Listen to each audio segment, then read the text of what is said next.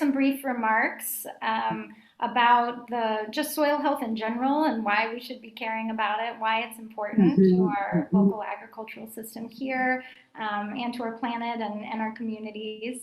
And as Peter said, he'll be sharing some more information about, was it House Bill 199, Peter, the soil health legislation? And then Steven, who's been working to, knit partnerships together around soil health around the region, will share some of that work. And we'll talk about ways that all of you can get involved. We also want to make sure that we hear from you all. So while our panelists are sharing, please be thinking of questions. You can use the chat to type in questions. And we'll have an opportunity for Q&A at the end. We also want to hear, many of you probably know about things going on related to soil health here in New Hampshire around the region, and we would love to hear more and learn about what else is happening and ways that folks can get involved. So yeah, without further ado, one reminder, if you are not speaking, if you could please mute, put yourself on mute so that we can pay close attention to our speakers. So why don't we start with you, Julie? I think maybe we need to make you a co-host. Is that right? I don't have slides, so I think we'll be okay. You don't have slides. That's fine. Yeah. Okay. I'm just gonna just talk. Yeah. That's fine. That's great. Great. Okay, so we'll turn it over to you, Julie. Great. So what I'm going to talk about in the brief 10 minutes I have is why it's even important, why we're even here today to talk about soil health. And I want to start by sharing an observation Leonardo da Vinci made 500 years ago. And he shared, we know more about the movement of the celestial bodies than about the soil underfoot. And that's so true today, 500 years later. And the soil doesn't give up its secrets easily either. It's the skin of the earth. It's essential for supporting all life. And its constituents are so tiny and varied, and they're outrageously numerous. For instance, this teaspoon of soil generally contains 100 million to 1 bacteria alone, like in this piece of soil right here. So there's a whole universe right here in this spoon to explore. And not only that, but the rise and falls of nations can be linked either directly or indirectly in many cases to how they cared for their soils. And today, globally, we are rapidly losing soil, and the planet is desertifying at an alarmingly rate, including in the US. And in 2014, almost 7 years ago, the Food and Agricultural Organization official shared on World Soil Health Day about a third of the world's soil has already been degraded. That's a huge percentage. And that translates to losing about 30 soccer fields of soil every 30 minutes. And generating 3 centimeters of topsoil, just letting natural geological processes take hold, takes about 1,000 years. And if the current rates of degradation continue, all of the world's topsoil could be gone within 60 years. And how do we stop this? How do we care for the soil? We can start by implementing the 5 main principles of soil health. And the first one is soil armor. Always protect the soil. Keep a protective barrier on it. Keep it covered. Bare soil is usually eroding soil. Number 2, we want to minimize soil disturbance. So that means no-till, low-till. The less we mess with the soil, the more we can keep that soil microbiome intact. 3, plant diversity and continuing live plants and roots. There's a relationship that plants and the soil have where they're constantly feeding and take care of each other. And when we mess with that relationship, we're breaking apart that important cycle that is essential for sustaining life. And 4th is livestock integration. Livestock plays a critical role in building healthy soils, depending, of course, on how you manage it. And if we are supporting all farmers and adopting these practices to achieve outcomes such as creating healthy ecosystems by providing essential ecosystem services. And benefits of that include improved water infiltration, increased soil organic matter, cleaner water, higher crop yields, more resilient crops, and better nutrient density. And this shouldn't be a political issue. It's about sustaining life on Earth. I would also argue that organic is our best option to improving soil health. The Center for Biodiversity recently released a study back in May. It was titled, "Agricultural Pesticides Cause Widespread Harm to Soil Health and Threaten Biodiversity." And the scientist who worked on that, Donnelly, stated, below the surface of the fields covered with monocultures of crops of soy and corn and soybeans, pesticides are destroying the very foundations of the web of life. And study after study indicates that the unchecked use of pesticides across hundreds of millions of acres each year is poisoning the organizations that are critical to maintaining these healthy soils. But our regulators have been ignoring the harm to these important ecosystems for decades. Pesticides can linger in the soil for years or decades after they are applied, continuing to harm soil health. However, it's still permitted, and there is a powerful lobby that influences lawmakers and legislations so that their use can be continued. And as we continue to learn about the important role of the soil microbiome plays in healthy environmental ecosystems, the use of pesticides does become an increasing concern. The soil microbiome is a complex group of organisms that can be found in the soil and includes bacteria, viruses, fungi, and other microbial forms of life. At the farm level ecosystem, the benefits of improved soil microbiome can include higher rates of productivity and profitability over the long term. At the societal level, it includes things like improved water quality, filtration, storage, richer biodiversity. This can help mitigate floods with the increasing rainfall patterns that we see, which is an impact of climate change. And on the individual level, food grown from healthy soil translates to a healthy gut microbiome. We all know there are probiotics, prebiotics. Just eat healthy food grown in healthy soil, and that's a great start. But the use of chemicals kills the soil microbiome. And this also has an impact on the nutrient density of our food we eat. A study that evaluated the changes in USDA reported nutrient density from 1950 to 1999 revealed that I would have to eat 8 oranges today to get the nutritional equivalent of 1 orange that my grandfather would have eaten. That's dramatic. And so we can be eating foods that are even healthy, but yet still not getting the same level of nutrient density, which means we need to grow more food and eat more food than we used to have to get the same level of nutrition. And that's a problem for a growing population. And the impacts of climate change continue to alter our landscape across the globe, as we are witnessing with increased natural disasters, poverty, and war. Regionally, a new climate map based on data analysis published by ProPublica indicates that warming temps and changing rainfall patterns will continue to drive agricultural and temperate climates northward. And as a result, the Northeast will become a more habitable region, and is expecting to have a migration of people moving to the Northeast. Meanwhile, quietly, land grabbing is happening in the Northeast. I was reading an article about some large tract of land that was recently purchased in Vermont, and that's a cause for concern. And also, our Northeast food infrastructure is woefully unprepared to not only feed our current population we produce, and I'm sure Colleen and Aaron have a sharper handle on these statistics, but I believe it's only 5% of food that we eat or is grown in this region. And then to handle the influx and the need for our region to produce more food as lands out west become less suitable for farming, we're just underprepared for that. And so what can you do? Well, you can start with your own microbiome.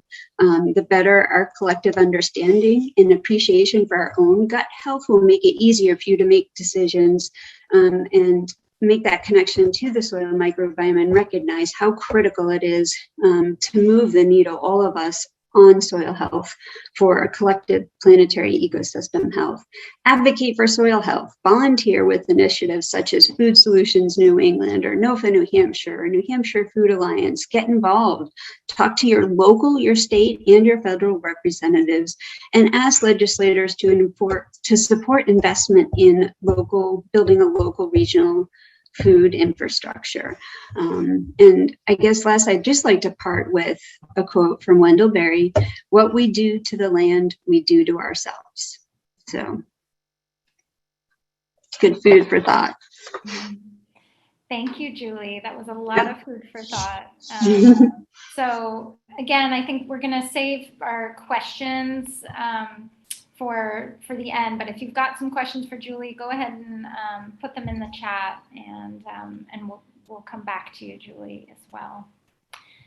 So now that we've got sort of some background about soils and why they're so important, and why we all should be doing a better job protecting them, let's hear about one of the successes this past year.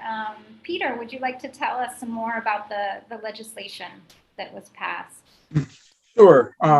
So last term, I was at the with some help, with a lot of help from Roger Noonan and from Julie and from Britt at Stonyfield. I put in a bill to update the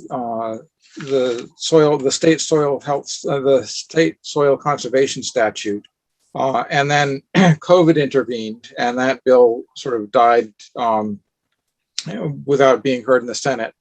So I reintroduced it this year, and it made better progress. With a different composition in the legislature, it needed a little bit of amendment in order to thread the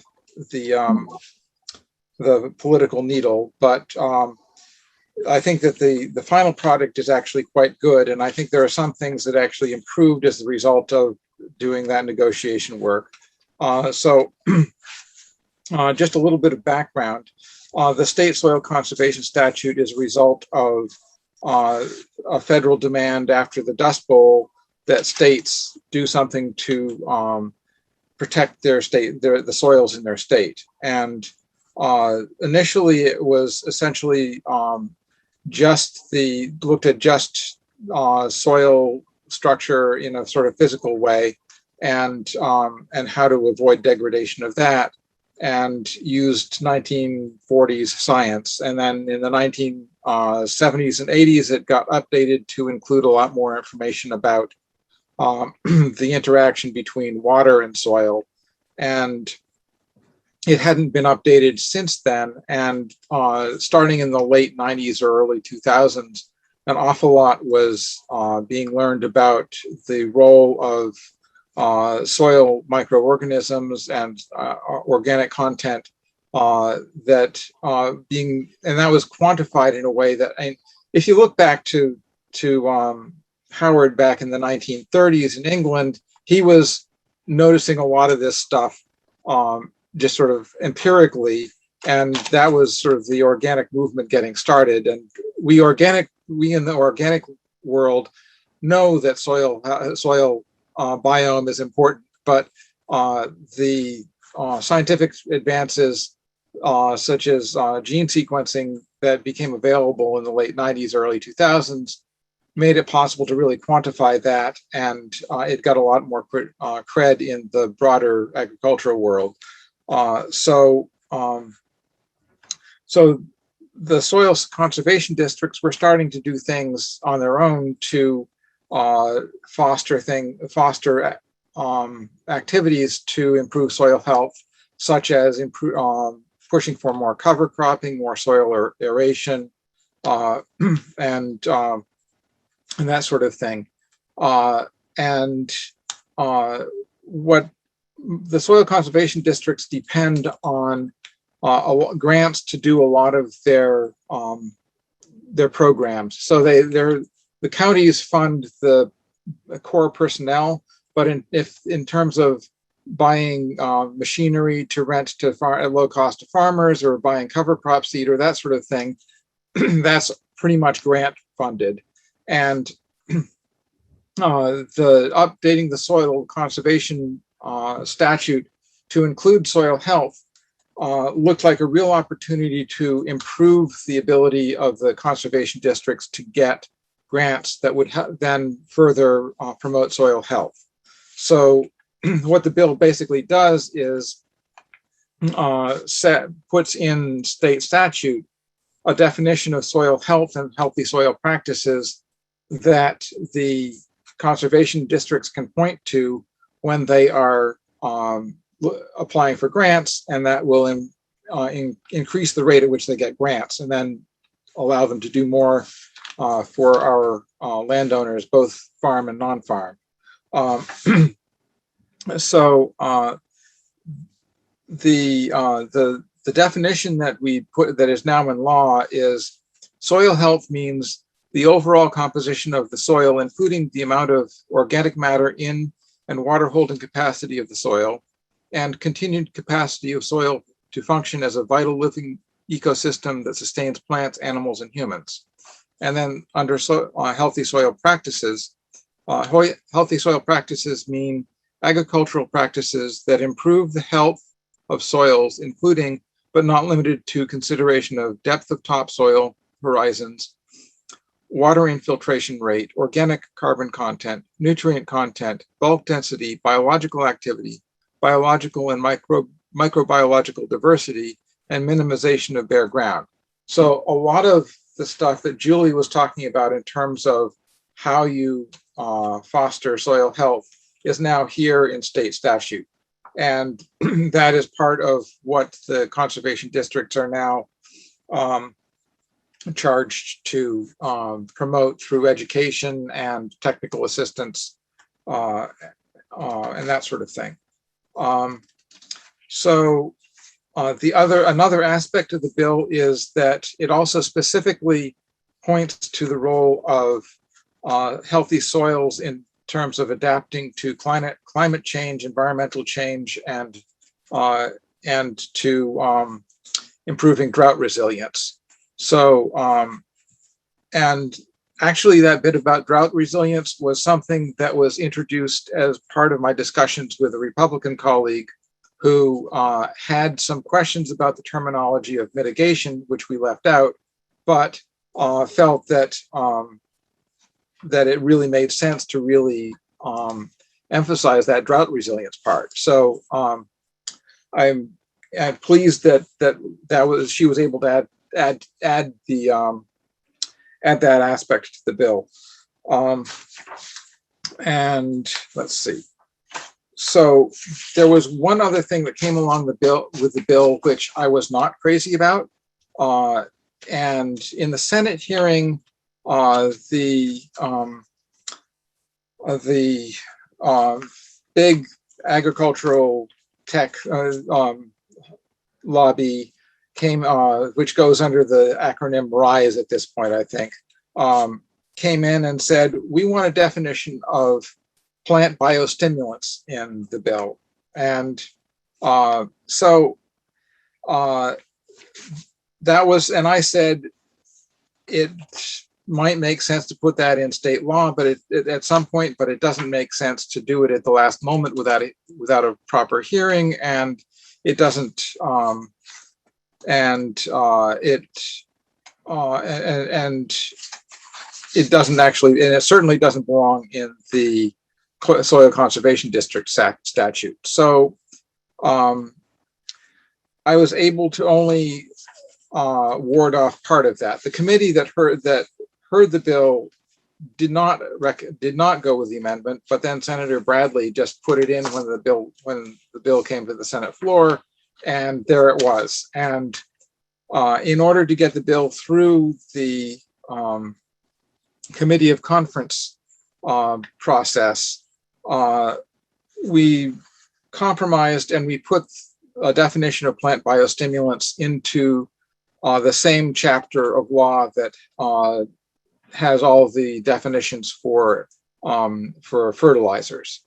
It actually makes sense for it to be in that chapter. And so I'm just going to read what, and the other thing is the definition is not actually horrible. So let me just find that and read what that definition says so that so that people are aware of that. If I know we have it on this, here we go. Plant biostimulant means a substance, microorganism, or mixture thereof that, when applied to Seeds, plants, the rhizosphere, soil, or other growth media acts to support a plant's natural nutrition processes independently of the plant biostimulants nutrient content, improving nutrient availability, uptake or use efficiency, tolerance to abiotic stress, and consequent growth, development, quality, or yield.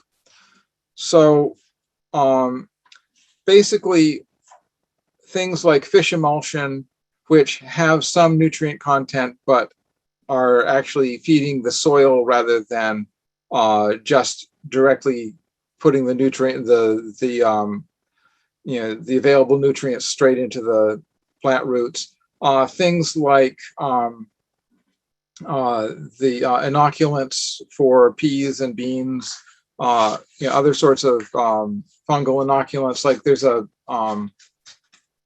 a potting soil now, which is fungus that North Country puts out called fungal jumpstart or something like that. That would probably fall under this category.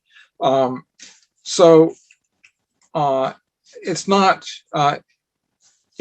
like some of the other things they foist on us, but I still don't like the process because I'm not sure how compost fits into this and whether we suddenly will have a set of regulations about compost that might then make it very hard for small farms to provide compost as, so essentially that's where the bill is. And I'd be happy to take more questions about that, but looks like you're ready to move on to the next person. Yeah, thank you, Peter. No, that was a great overview. I'm sure folks have questions. And as I said before, I think if you have some questions and want to type them in the chat, we will have time for Q&A. I just want to make sure that we have time for all of our presenters to share before we jump into the Q&A. So don't forget your questions for Peter. Write them down, put them in the chat, and we'll come back. Thank you, Peter. So Steven, would you like to jump on in? Yeah, I'm going to share the map of the United States with the Healthy Soils legislation that's been passed. Putting up right away because it's kind of detailed. That gets sent around as part of a Google group. It's in the link there that on status updates. The legislation that passed in New Hampshire has been part of a wave through the Northeast and the country. We had several bills in the last two sessions in different places in the country get passed. This year was a lot. We had bills thus far in 31 states involving soil health, and expect to have bills filed before the end of the year in Michigan, Ohio, and Pennsylvania. The bill in New York State passed, but it hasn't gone to the governor yet. So, and there's a bill in New Jersey that's in the legislature as well, and their session goes through the end of the year. So we could potentially have other bills pass. A lot of these bills passed in 2021 this year. They create healthy soil programs.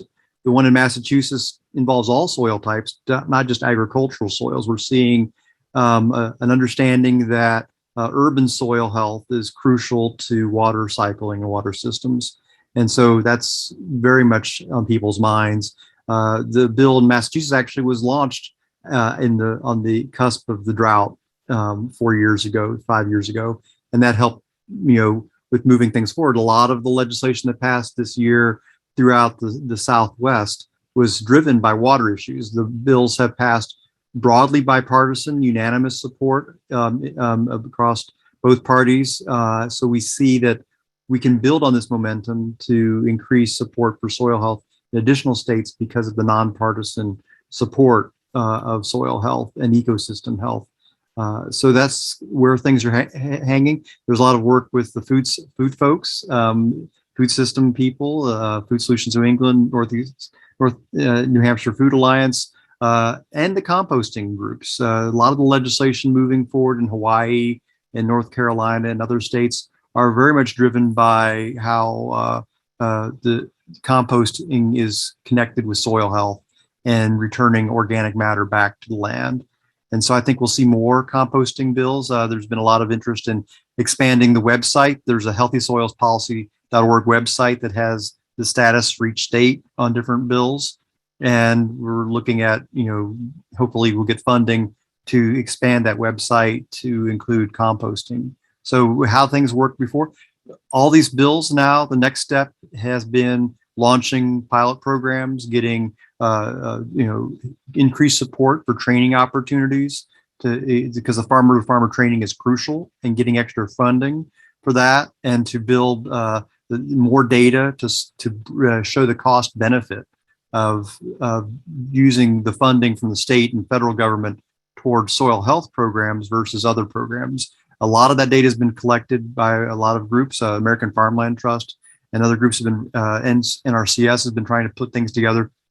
And that evidence has been very strong. So this wave of legislation, I think we can work with the governors in the Northeast to make sure we have better support for conservation programs in the upcoming Farm Bill, and include the use of soil health practices perhaps as a prerequisite or somehow a bonus for doing soil health programs as far as crop insurance. And I see a lot of states giving reduction in crop insurance based on using soil health practices, because it helps realign the financial support for regenerative practices rather than the current practices, which tend to be extractive. The fertilizer overuse, as Julie's kind of mentioned, we're losing a lot of soil. You can almost look at this as chemical mining.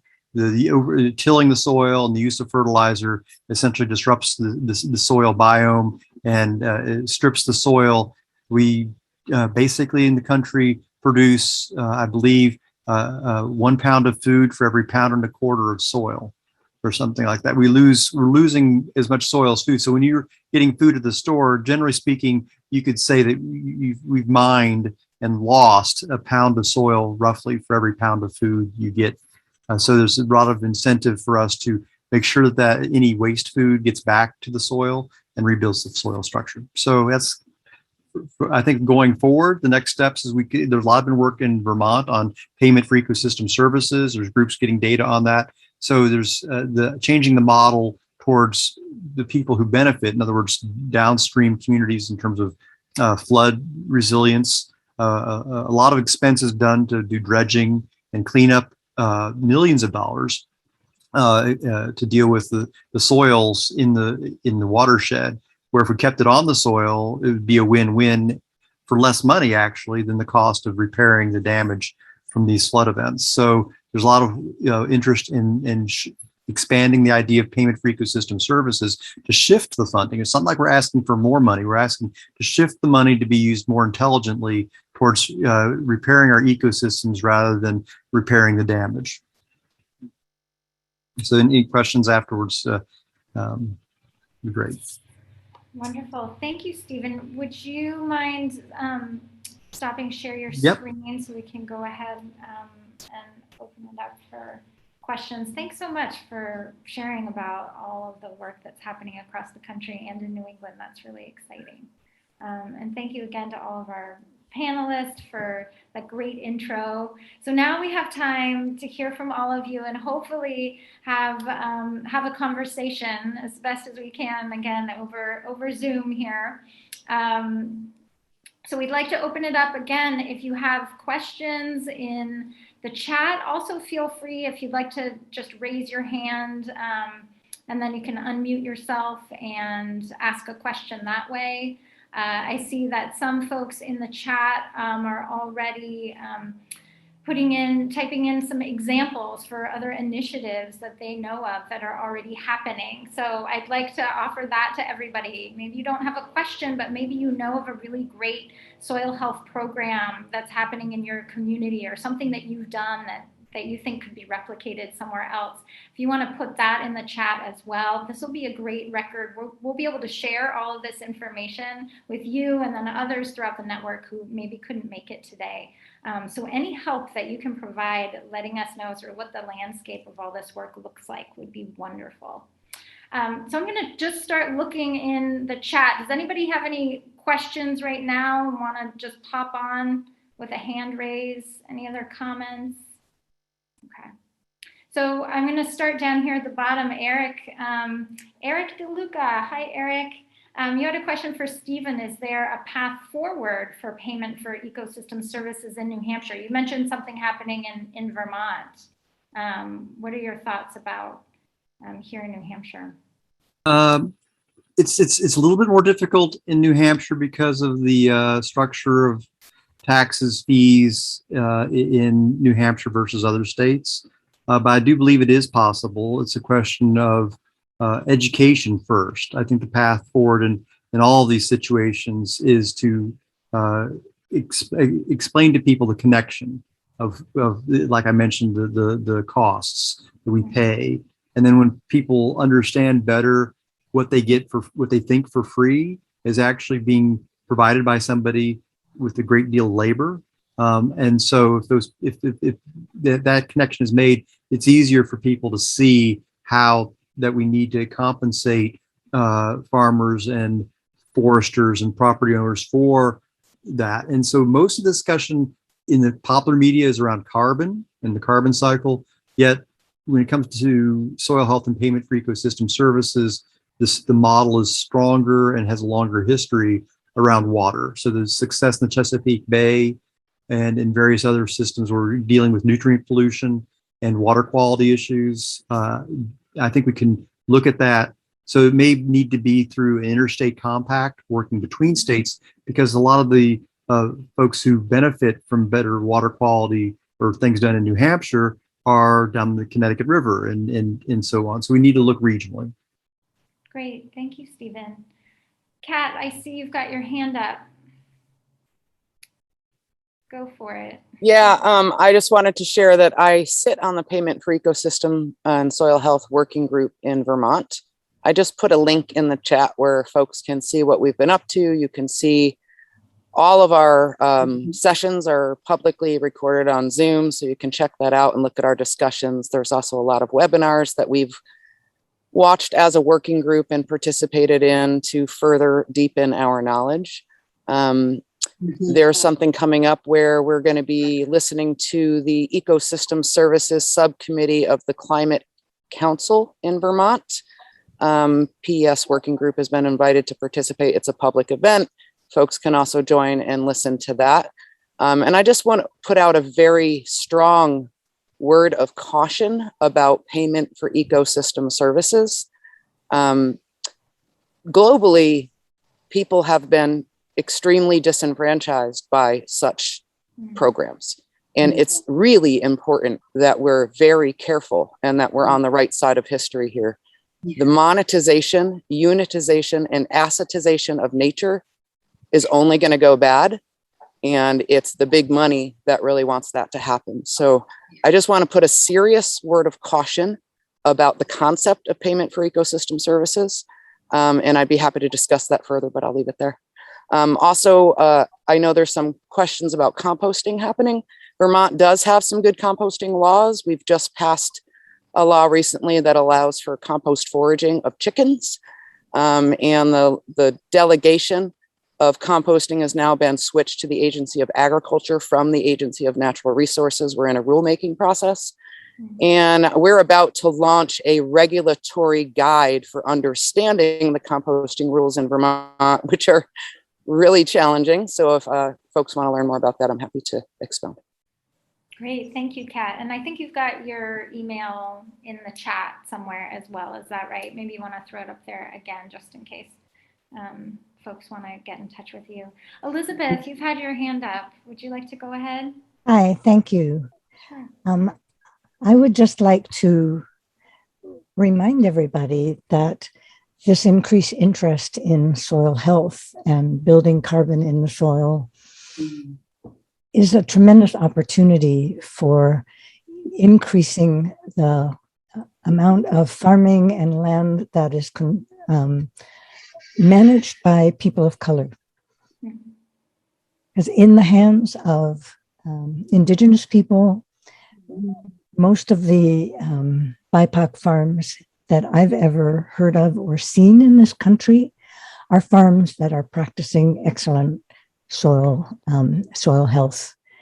So the more resources that we can use from this new excitement and interest for also making reparations and shifting resources into the hands of people of color, we will be meeting the needs of both climate justice and racial justice at the same time. Thank you so much, Elizabeth, for bringing that up. I think that's such a really important point. The New Hampshire Food Alliance has a racial equity team as well that, you know, we're trying to think of ways of building in racial equity into our food system. And that's just such a great reminder of how all the work we're doing is connected. And we need to continually be asking those questions. So thank you. I appreciate that. Anita, would you like to jump in? Sure. I already posted this in the chat as a question. I think maybe Peter Bixby could help with this the most. What's the current status of New Hampshire statutes on what can go into compost and what can't go into compost? I know that was an issue more than a decade ago. I don't know what's happened since. So back in 2015, we passed a bill that allowed meat and dairy to go into compost and basically set up the structure and statute for doing that. And as of 2020, the Department of Environmental Services Solid Waste Division had not yet published their rules on it. And then in one of our solid waste bills this year, which the main thing that did was establish a commission for helping give DES more direction on the solid waste plan, but another part of that was a requirement that they publish those rules by this fall. And I haven't checked in with them to find out if they have followed that charge yet, but I'm hoping that they do. So that is way overdue, and it has something. It's part of it is that the solid waste division is woefully underfunded. And I'm hoping that once that's in place, we'll also be able to do things like require better guidance from the state for municipalities in terms of composting programs, and possibly also set up Vermont has a strict limit on what sort of organic materials can go into landfills. I'm thinking that we might want to replicate that, and I'm looking to work on a study committee bill that would have that as part of its mission. Great, thank you, Peter. And I think there was another question in the chat about composting, but I think you've pretty much covered that. That was from Geary Farms. If you need more clarification, I'm not sure who that actually was who put it in there. Type another question in the chat and we'll ask for clarification there. Roger, good to see you. Would you like to jump in? Hi, Erin. Good to see you, and a lot of other folks I haven't seen in person in quite some time. So I just want to echo what Kat said, because I already had my 1943 copy of Plowman's Folly, which was, written in, to sort of talk about the issues that evolved in the Dust Bowl.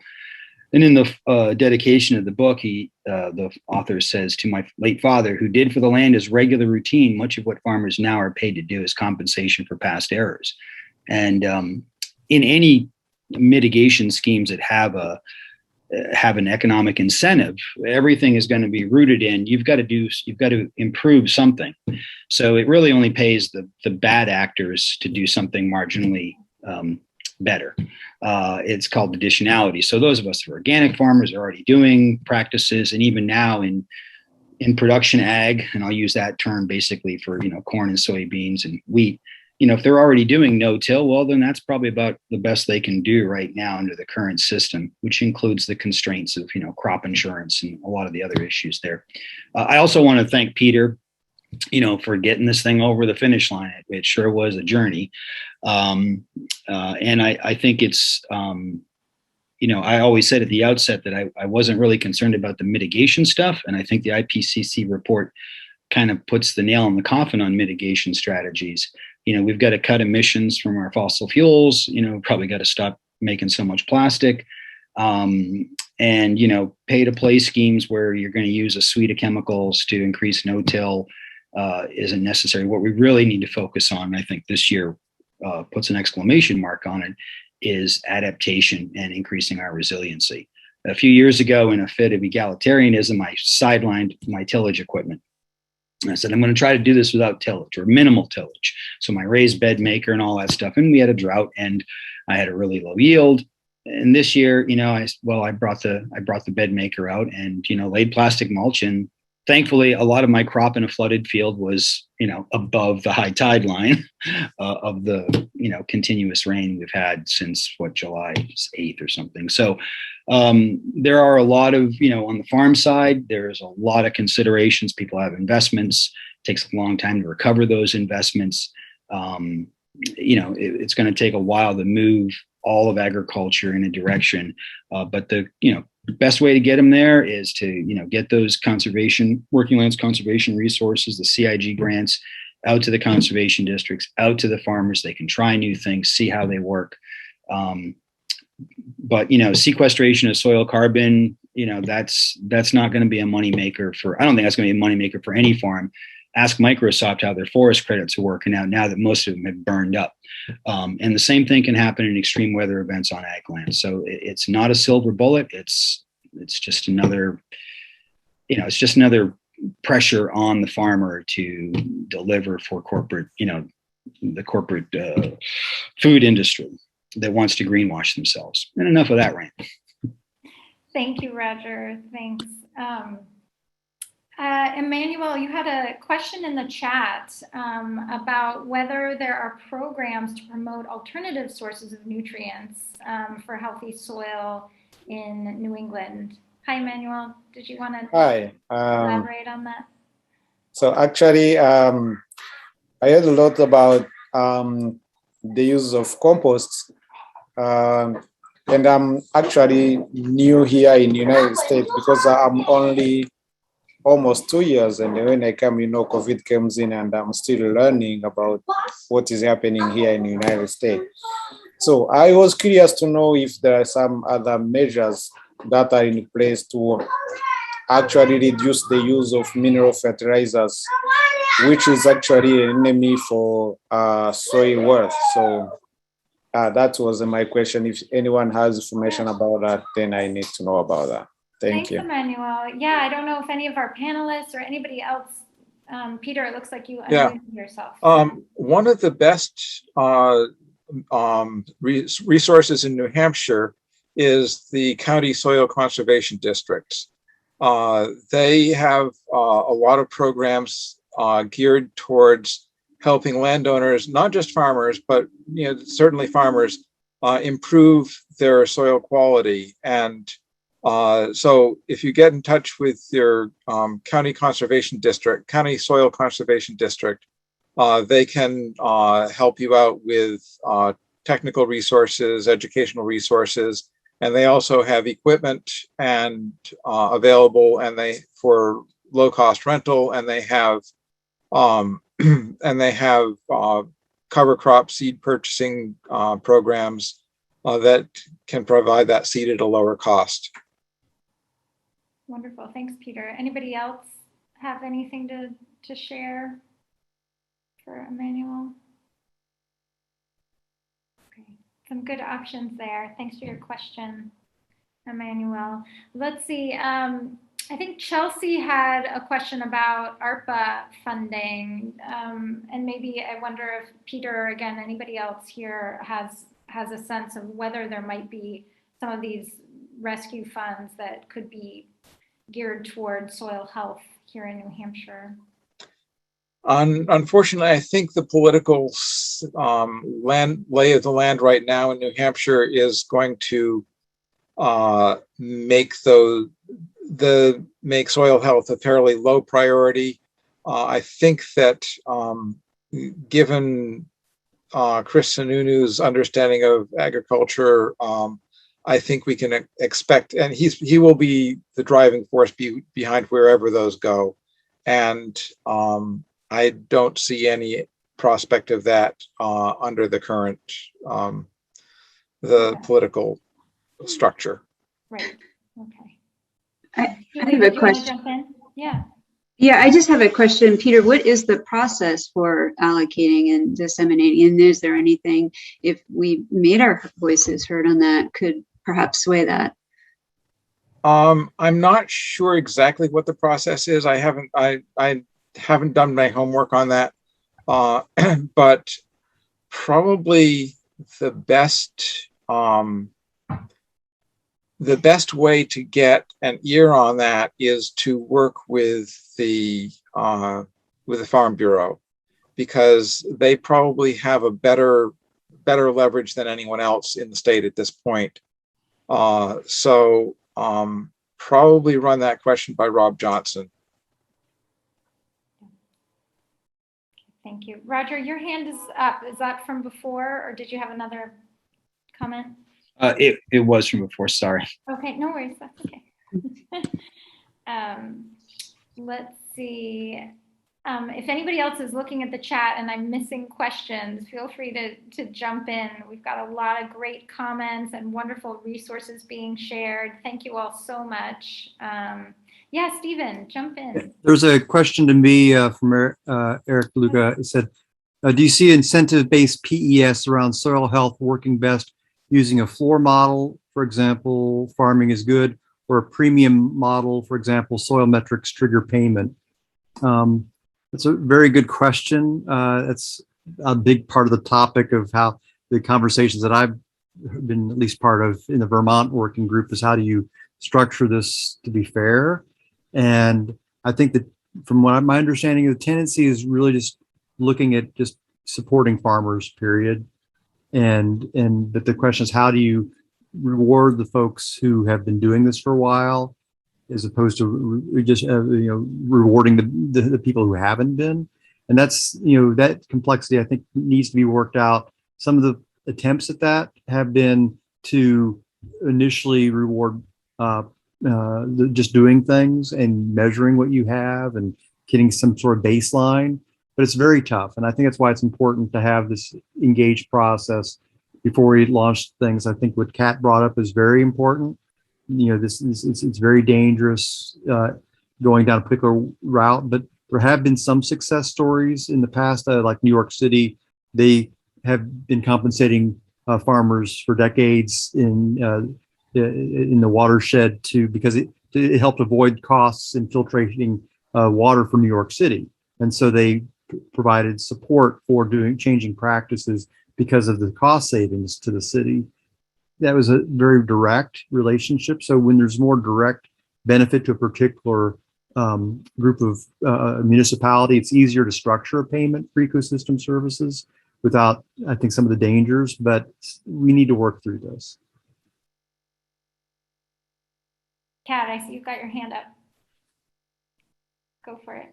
Yeah, I just wanted to say that some of the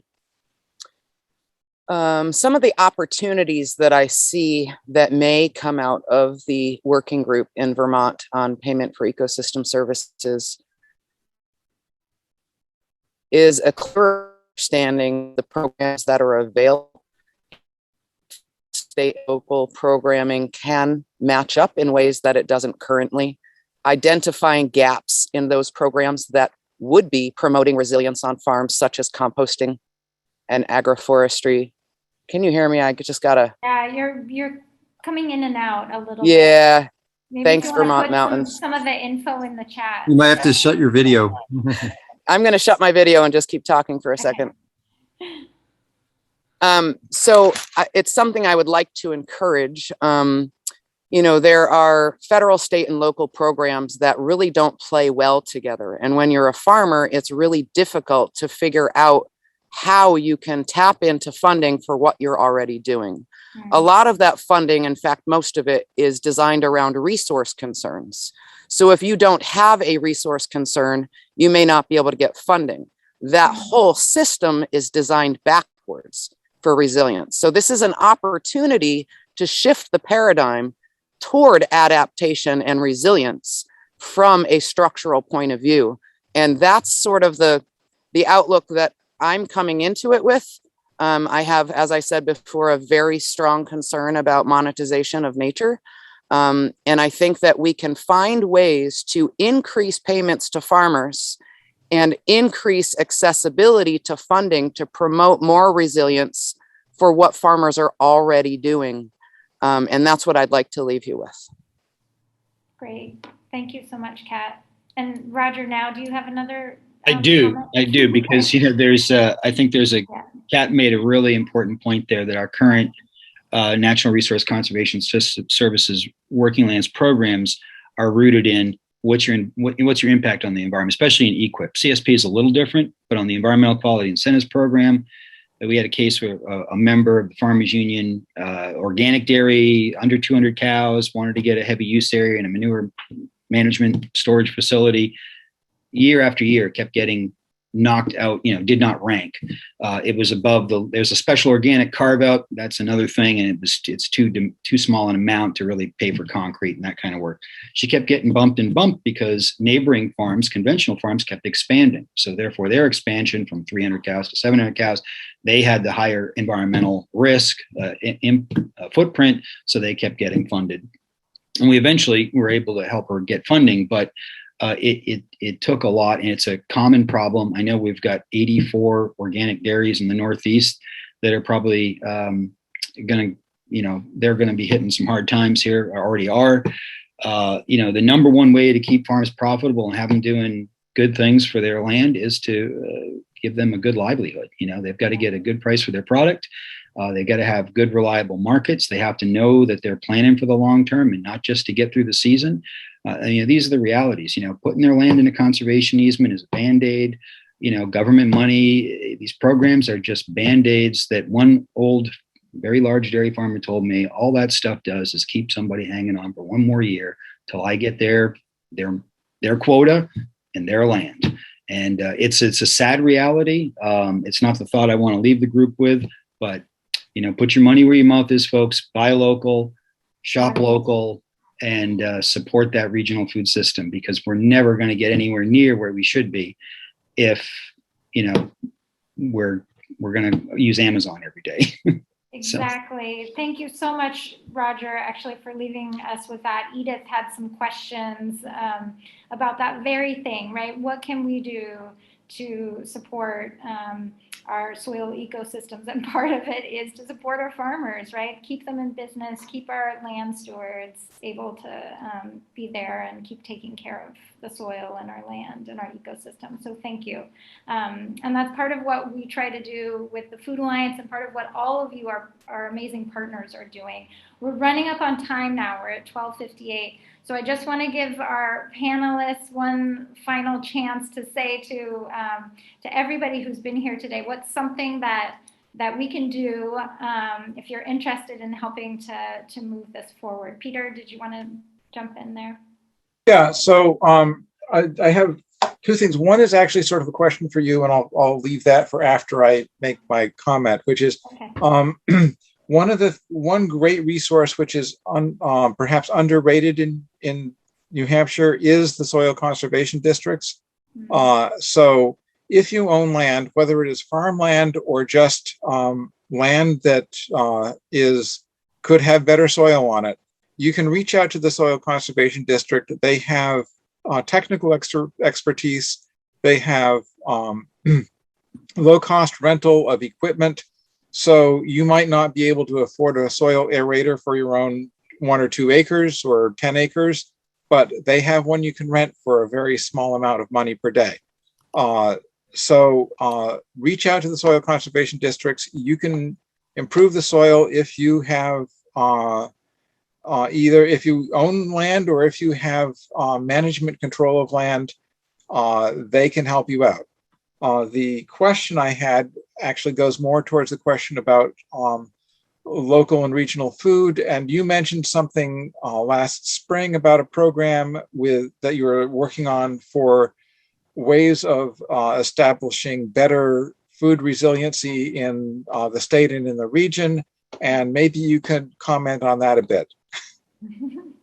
I think we need a whole nother network cafe to talk about that project, but actually we'll put in the chat, maybe Colleen, can you put up the New England Feeding New England project in the chat?